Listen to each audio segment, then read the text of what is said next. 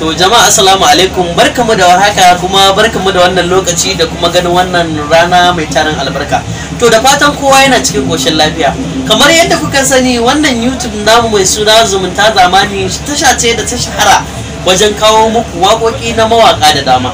To a yanzu nake ƙoƙarin tallata muku channel ɗina mai suna Yan Bako TV. Idan kuka yi satin Yan Bako TV za ku ga hoto na da wannan kayan da nake sayar da shi, saboda haka da Allah ku je Yan Bako TV ku yi mun subscribe, wannan ce za ta ba ku dama, saboda yanzu na kusan mai da shirye-shirye na a tasha ta, saboda Zumunta Zamani TV channel ne, wannan kuma Yan Bako TV channel ne nawa. Za ka iya samun sababbin waƙoƙin Sani Ahmad, MD Abuja, Mai Ƙaho da dai sauran mawaƙan da suka fi ƙarfi a yankin Abuja.